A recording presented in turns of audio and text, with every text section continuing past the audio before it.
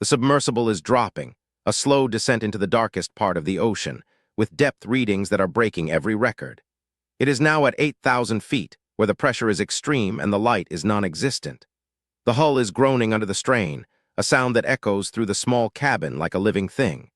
Aboard the submersible, marine biologist Dr. Nalini Jensen is leading the expedition, her eyes fixed on the data streaming in from the external sensors.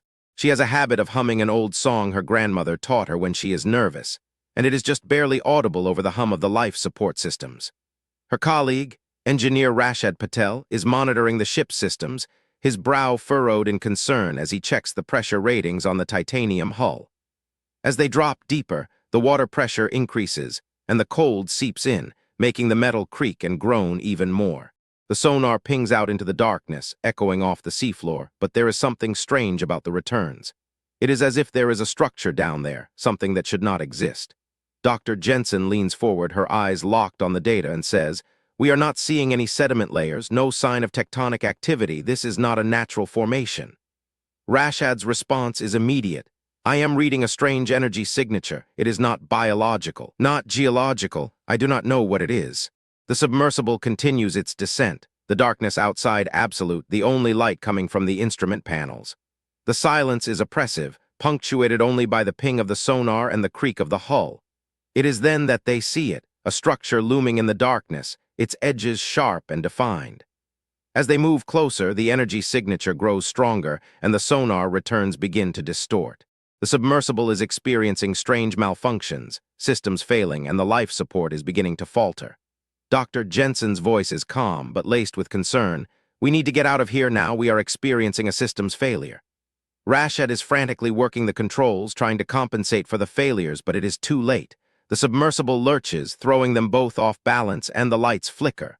In the darkness, Dr. Jensen's humming grows louder, a desperate attempt to calm herself, and then nothing. For 11 seconds, absolute silence. The darkness is total, the only sound the faint hum of the dying systems.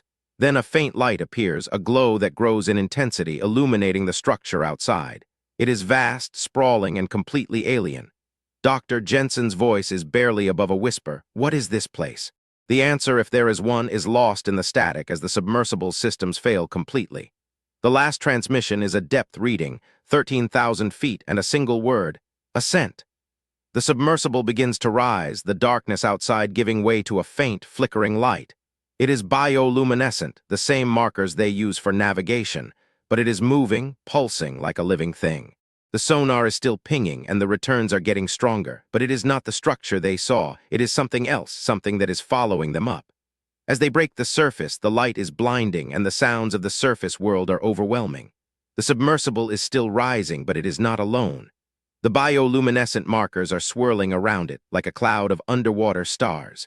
And then everything goes dark. The surface ship is waiting, its crew scanning the horizon for any sign of the submersible. The radio crackles and a voice says, "We have a depth reading. It is 13,000 feet and it is still ascending." The crew exchanges worried glances. The implications are clear. Something is coming up with the submersible. The submersible breaks the surface and the crew rushes to assist. But as they look into the water, they see it, a vast, pulsing mass rising up from the depths.